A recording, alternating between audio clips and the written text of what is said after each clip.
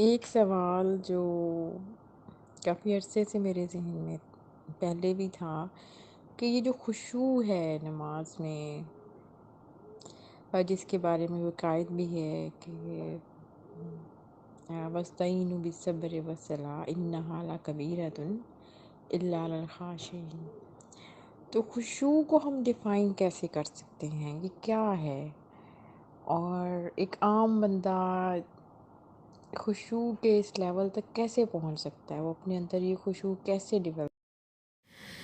جی السلام علیکم ریحانہ، آپ کا سوال میں نے سنا، اور اس میں جو آپ نے خشیت الہی کے بارے میں پوچھا ہے نا، تو خشیت الہی دل کی کیفیت کا نام ہے.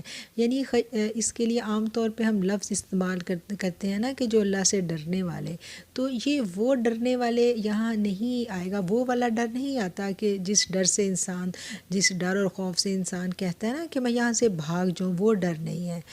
یہاں پر مراد ہے اللہ کا ایسا خوف جس میں محبت اور احترام کا عنصر غالب ہو، اور وہ خوف جو اللہ کے قرب اور رحمتوں کے حصول کا باعث بنے.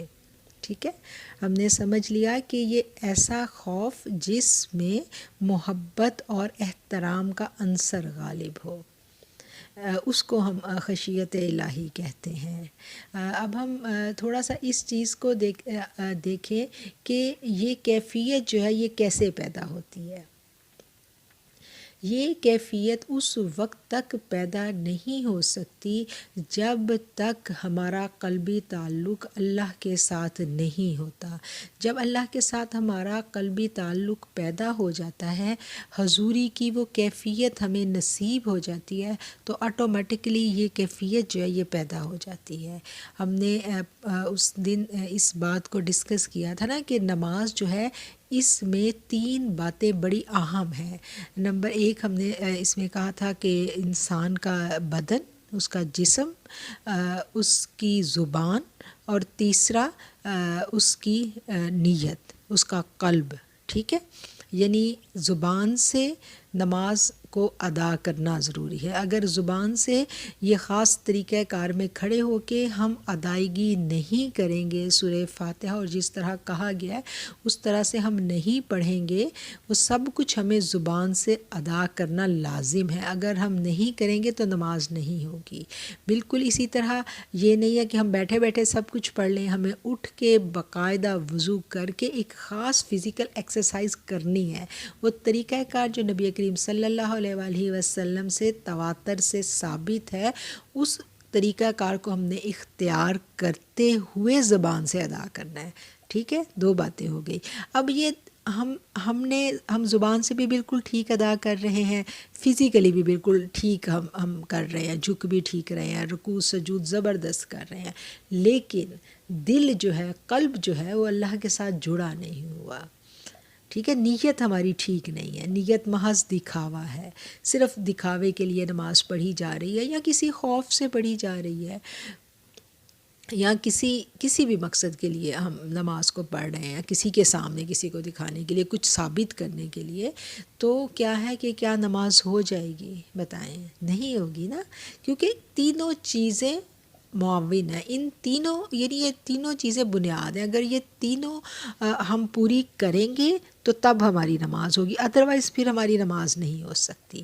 تو جو پہلی ایک چیز تو آ گئی زبان سے ادائیگی، دوسری آ گئی جو فزیکل، وہ دونوں پوری ہو رہی ہیں. اب جو دل کی کیفیت ہے، اب آپ اس چیز کو سمجھ لیں کہ جب جس طرح سے اسی جو پہلا بیان تھا اس میں بھی میں نے کہا، اور نماز کے تمام بیانات میں ہم نے اس چیز پر ایمفسائز کیا ہے کہ نماز محض پڑھنے کی چیز نہیں ہے، یہ ایک اللہ سے ملاقات ہے. اس کو مومن کی معراج کہا گیا ہے. یہ اللہ سے روبرو کھڑے ہو کر ایک مکالمہ ہے.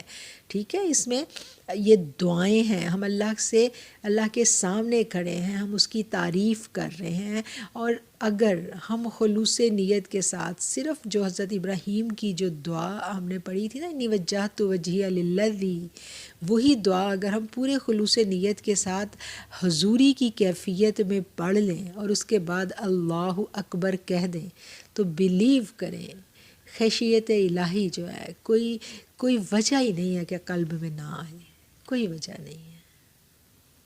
کیوں؟ نیت جو کر لی کہ اپنے رب کے پاس جا رہی ہوں، اپنے رب کے آگے کھڑی ہوں اور اس کے سامنے کھڑی ہو کے میں کہہ رہی ہوں سبحانکا، کاف زبر کا سیغہ ہم نے سامنے کا سیغہ ہے، سورہ فاتح میں بھی سارا یہی سیغہ آیا ہے نا۔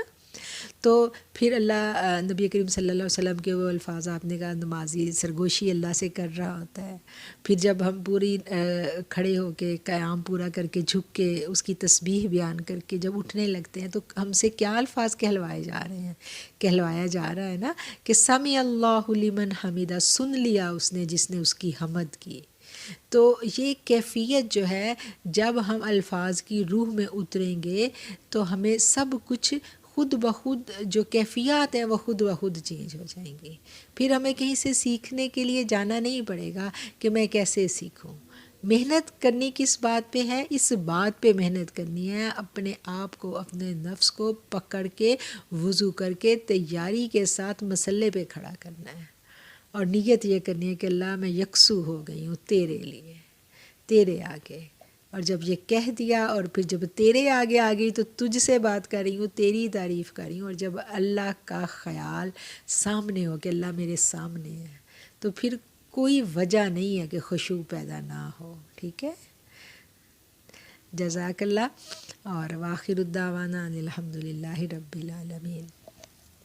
یہ سوالات میرے خیال میں سب بہنوں کے ہوں گے، بہت ساری اور بھی بہنوں کے ذہن میں ہوں گے یہ سوالات، اس لیے میں کوشش کر رہی ہوں کہ جو کامن سوالات ہیں ان کو ہم ضرور اپنے چینل پر ڈالیں، اور آپ کے کرنے کا کام یہ ہے کہ آپ ان سوالات کو اپنی ان بہنوں تک ضرور پہنچائیں، ان خواتین تک ضرور پہنچائیں جن کے بارے میں آپ سوچتی ہیں کہ ان کو بھی ان کی ضرورت ہے۔ ٹھیک ہے، اپنا بہت خیال رکھیں، اور ان سب کے لیے بھی دعائیں جن سے آپ پیار کرتی ہیں، اور آپ کے لیے بھی ڈھیروں دعائیں۔ جزاک اللہ۔